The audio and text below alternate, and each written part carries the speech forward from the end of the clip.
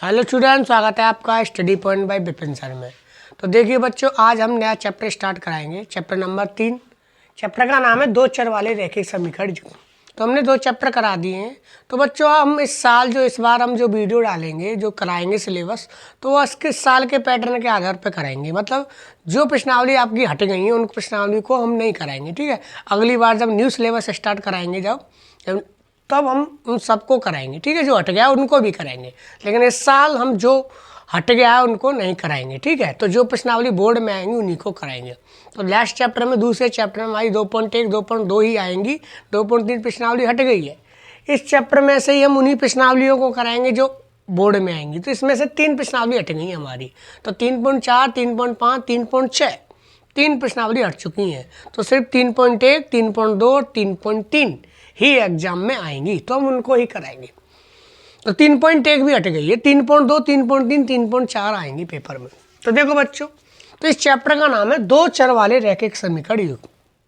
तो देखो बच्चों, ये चैप्टर कोई कठिन चैप्टर नहीं है, इजी चैप्टर है। जो हमारी लास्ट क्लास में हमने पढ़ा था, लास्ट क्लासों में, जैसे 8th में 9th में, तो उन्हीं से ही रिलेटेड ये चैप्टर है। तो नॉर्मल चैप्टर है, कोई कठिन नहीं है। और पेपर में इस क्वेश्चन में से, इस चैप्टर में से कम 8 मार्क्स का आता है। इस चैप्टर में कम से कम 8 मार्क्स का तो आएगा। पिछली बार 3.6 में तो 6 नंबर का क्वेश्चन आता था। 3.6 हमारी हट चुकी है, ठीक है। तो वो 6 नंबर के क्वेश्चन अब जो प्रश्नावली इस चैप्टर में रह गई है उनमें से आएंगे, ठीक है। तो ये बड़े नंबर वाला चैप्टर है। 8 नंबर का कम से कम इस चैप्टर में से आएगा। 1 नंबर के भी क्वेश्चन बनते हैं, 4 नंबर के क्वेश्चन बनते हैं, 3 नंबर के भी क्वेश्चन बनते हैं। तो देखिए बच्चों, चैप्टर स्टार्ट करते हैं। दो चर वाले रैखिक समीकरण युग्म। तो बच्चों वीडियो को लास्ट तक देखना। तो देखो, दो चर वाले रैखिक समीकरण युग्म।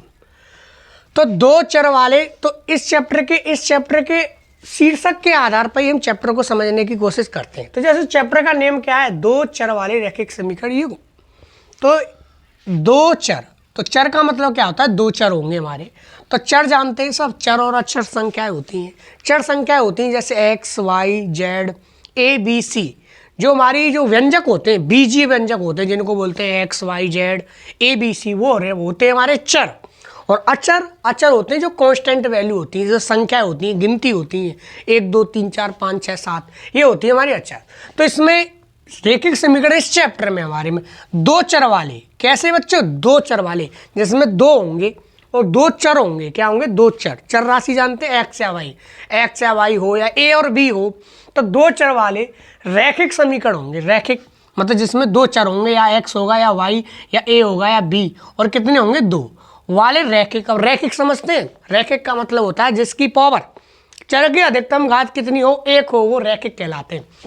मतलब जो हमारे समीकरण होंगे, क्या होंगे, समीकरण, तो वो हमारे कितने चर वाले होंगे, दो चर पाए जाएंगे समीकरण में। क्या पाए जाएंगे, दो चर पाए जाएंगे, एक्स और वाई या ए और बी या कुछ भी, दो चर पाए जाएंगे और रैखिक होंगे वे। मतलब उन चरों की पावर कितनी होगी, 1। उन चर की, जो चर है एक्स और वाई या ए और बी, दो चर है ना, कितने चर हैं, तो एक्स या वाई ए और बी, उनकी पावर कितनी होगी, 1। तो वो कहलाएंगे, मतलब दो चर हों, क्या हो, दो चर हों, एक्स या वाई ए और बी, और उनकी पावर कितनी हो, 1, तो वो क्या कहलाएंगे, रैखिक समीकरण युग्म। युग्म का मतलब होता है जोड़ा। युग्म का मतलब क्या होता है बच्चों, जोड़ा। मतलब इस चैप्टर में हमारे दो चर वाले रैखिक समीकरण युग्म होगा। मतलब दो चर वाले समीकरण का क्या होगा, जोड़ा। युग्म का मतलब क्या होगा, जोड़ा। मतलब जो हमारे समीकरण होंगे वो किस में होंगे, जोड़े में।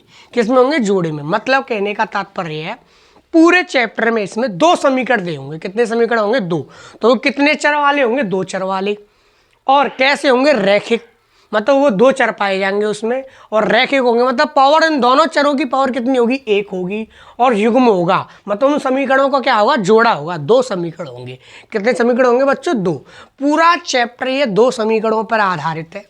उनका हम सॉल्यूशन निकालेंगे, उनका निकालेंगे हल।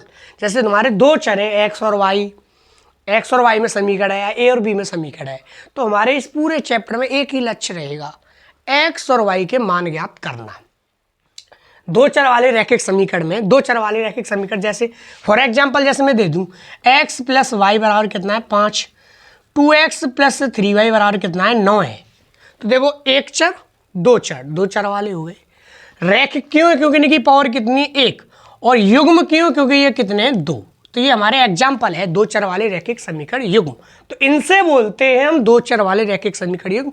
इनमें चर कितने हैं? दो, और समीकरण क्यों? क्योंकि उनके बराबर में। अभी बताऊंगा आपको बहुपद और समीकरण में फर्क बताऊंगा। लास्ट चैप्टर हमने क्या पढ़ा था? बहुपद और समीकरण में अंतर बताऊंगा, ठीक है। तो दो चर वाले समीकरण होंगे, वो भी क्यों होंगे? युग्म में होंगे। किस में होंगे? युग्म में। दो समीकरण होंगे, एक समीकरण से एक्स और वाई की वैल्यू नहीं निकल सकती है, इसलिए ये क्या होंगे? युग्म में। एक समीकरण से एक्स और वाई की वैल्यू नहीं निकलेगी, दो समीकरण होने चाहिए एक्स और वाई का मान ज्ञात करने के लिए। तो बच्चों इस पूरे चैप्टर में हमको बस एक ही लक्ष्य रहेगा हमारा, एक्स और वाई के मान ज्ञात करना। तो हमारे ऐसे समीकरण होंगे, इनसे ही बोलते दो चर वाले रैखिक समीकरण युग्म, मतलब इसी टाइप के होंगे, ठीक है। तो बच्चों अब तुमको बताते हैं कि समीकरण, तो बच्चों समझ में आया कि चैप्टर किसके ऊपर आधारित है और क्या है इस चैप्टर में? तो इस चैप्टर में दो चर वाले रैखिक समीकरण होंगे, जैसे मैंने अभी एग्जांपल दिया था, सब इसी टाइप के होंगे। दो चर होंगे उनमें और रैखिक होंगे, और कैसे होंगे? युग्म में होंगे, ठीक है। तो बच्चों आपको बताते हैं समीकरण और बहुपद में क्या फर्क होता है। तो बच्चों मैंने बताया था बहुपद चैप्टर लास्ट मैंने बताया था, लास्ट चैप्टर बहुपद ही था, कि बहुपद में सबसे पहले एक और अंतर होता है। बहुपद के क्या होते हैं? जैसे बहुपद में ये एक्स है, ये क्या है? एक्स है। तो मैंने सब डिटेल में बताया था बहुपद किसे कहते हैं, और बहुपद कितने प्रकार के होते हैं, रैखिक बहुपद, द्विघात बहुपद, त्रिघात बहुपद। और तो बहुपद क्या? बहुपद में होते हैं जो एक्स के मान होते हैं बहुपद में, उनको बोलते हैं शून्यक। क्या बोलते हैं बच्चों? शून्यक। जो बहुपद में एक्स के मान होते हैं उनको बोलते हैं शून्यक, और जो समीकरण में एक्स के मान होते हैं उनको बोलते हैं मूल। क्या बोलते हैं? मूल। समीकरण में जो एक्स के मान होते हैं वो होते हैं मूल। तो एक बात समझो कि बहुपद में और समीकरण में क्या फर्क है। बहुपद में सबसे पहले बराबर में कुछ नहीं होगा। बहुपद में क्या है? बराबर में देखो कुछ बच्चों दिया है, नहीं दिया है। समीकरण में देखो इसमें बराबर में 0 है, बराबर में 6, तो ये हमारे क्या कहलाएंगे? समीकरण। ये हमारे कहलाएंगे बहुपद। कोई ज़्यादा बड़ा अंतर नहीं है बहुपद और समीकरण में। समीकरण वो कहलाएगा जिसमें बराबर में कुछ है, या तो बराबर में 0 या बराबर में 6 या बराबर में कुछ होना चाहिए समीकरण के लिए, और बहुपद के लिए बराबर में कुछ नहीं होता है। तो ये हमारा बहुपद है, ये हमारा क्या है? समीकरण। इनमें इसमें इतना ही अंतर है, इसके बराबर में कुछ नहीं है और इसके बराबर में कितना है? 0 या 6। मतलब समीकरण में बराबर में कुछ ना कुछ होगा।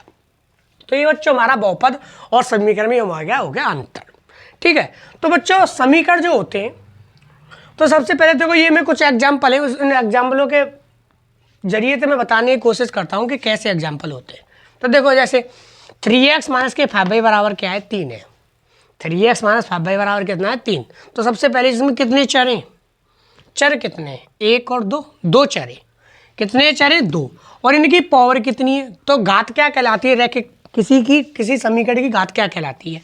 बहुपद की या समीकरण की अधिकतम घात को घात कहते हैं। बहुपद या समीकरण की घात पता पानी तो अधिकतम घात को देखते हैं। किसको देखते हैं? अधिकतम। चर की अधिकतम घात ही बहुपद की या समीकरण की घात कहलाती है। चर की अधिकतम घात, चर हैं जो उनकी अधिकतम घात है, वही हमारे या तो बहुपद की घात कहलाएगी या समीकरण की घात कहलाएगी। तो ये हमारा समीकरण है। तो ये कितने चर हैं? इसमें 2। एक एक्स चर है, एक वाई चर। अभी बताया था चर और अचर क्या होते हैं। चर होते हैं एक्स वाई, अचर होते हैं 1 2 3 गिनती होती हैं। तो 3x माइनस 5y बराबर 3, ये इसमें 2 चर हैं, तो 2 चर वाला। और रैखिक क्यों है ये? तो रैखिक क्योंकि इनकी पावर कितनी? 1 और 1। मैंने बताया था इनकी पावर कितनी? अधिकतम 1। तो ये कौन से? रैखिक। अगर इनकी पावर 2 होती तो वो क्या होती? द्विघात। तो ये किसका एग्जाम्पल है? ये 2 चर वाला रैखिक समीकरण है। ये क्या है बच्चों? 2 चर है इसमें, एक्स और वाई। और समीकरण क्यों है? क्योंकि इसके बराबर में 3 है, ठीक है। और रैखिक क्यों है? क्योंकि इसकी पावर कितनी? 1। चर की पावर कितनी? 1। तो बच्चों नेक्स्ट एग्जाम्पल की तरह बताइए। 2 चर वाला हमारा रैखिक समीकरण है। क्या है बच्चों? 2 चर वाला रैखिक समीकरण। 2x स्क्वायर माइनस के 4x प्लस के 3। इसमें कितने चर हैं बच्चों? 1 चर है इसमें, x ही x। क्या? सिर्फ x है। तो ये 1 चर वाला है, इसमें x ही x है, तो इसमें क्या है? 1 चर वाला है। और द्विघात क्यों है? क्योंकि चर की घात, अधिकतम घात कितनी है चर की? 2। x की घात कितनी है बच्चों? 2। तो यह 1 चर वाला द्विघात समीकरण है। क्या है बच्चों? 1 चर वाला द्विघात समीकरण। ये 2 चर वाला रैखिक समीकरण है, ये 1 चर वाला द्विघात समीकरण है, क्योंकि इसमें चर कितना है? 1 और घात कितनी? अधिकतम 2। तो ये कहलाएगा 1 चर वाला द्विघात समीकरण। इसकी बात करते हैं। तो ये बच्चों देखो 2x माइनस के 3 है। 2x माइनस के क्या है? 3 है। 2x माइनस के 3 है, इसमें चर कितना है? 1 चर है, और चर की पावर कितनी? 1। तो ये 1 चर वाला रैखिक समीकरण है। चर भी 1 है, घात भी 1 है, तो ये क्या कहलाएगा? 1 चर वाला रैखिक समीकरण। चर कितना एक, एक्स ही एक्स है इसमें, और रैखिक क्योंकि इसका एक्स की पावर कितनी एक, तो ये एक चर वाला रैखिक समीकरण। देखो बच्चों इस एग्जाम्पल को देखें, एक्स क्यू प्लस के 2x स्क्वायर प्लस के 5, इसमें चर कितने एक चर वाला, घात कितनी है 3, तो एक चर वाला कौन सा है, त्रिघात समीकरण है। ये क्या है, एक चर वाला त्रिघात, क्योंकि अधिकतम घात कितनी है 3, तो इसकी समीकरण की अधिकतम घात ही समीकरण की घात कहलाएगी। तो चर क्या है इसमें x, तो एक चर वाला, अधिकतम घात क्या है 3, तो त्रिघात समीकरण है। क्या है, एक चर वाला त्रिघात, एक चर है इसमें और घात कितनी मैक्सिमम 3, तो यह कहलाएगा एक चर वाला त्रिघात समीकरण। इसको देखते हैं, x square plus y square बराबर 9, इसकी पावर कितनी है, 2 चर है, किसमें कितने चर है 2 चर है, घात कितनी है 2 अधिकतम, तो यह क्या हो गया हमारा 2 चर वाला द्विघात समीकरण। चर कितने 2 और अधिकतम घात कितनी है 2, तो 2 चर वाला क्या है द्विघात समीकरण। इसको देखते हैं, एक एक्स वाई जेड, ये कितने चर है इसमें 3, इसमें कितने चर हैं बच्चों 3 चर हैं, और अधिकतम पावर कितनी है 1 1 1, तो 3 चर वाला क्या है रैखिक। जिसकी पावर 1 होती है उसको रैखिक बोलते हैं, क्या बोलते हैं रैखिक। जिसकी पावर 2 होती है उसको द्विघात बोलते हैं, जिसकी पावर 3 होती है उसे त्रिघात बोलते हैं। तो 1 2 3, 3 चर वाला, पावर कितनी है अधिकतम 1, तो 3 चर वाला कौन सा समीकरण है, रैखिक समीकरण है। तो देखो बच्चों ये हमने इसमें हमें बताया हमने कि समीकरण क्या होता है, बहुपद क्या होता है। ठीक है, ये कुछ एग्जांपल बताया कि 2 चर वाला रैखिक समीकरण, 1 चर वाला रैखिक समीकरण, या 3 चर वाला द्विघात समीकरण, कुछ भी बताया। ठीक है, तो 2 चर वाला रैखिक समीकरण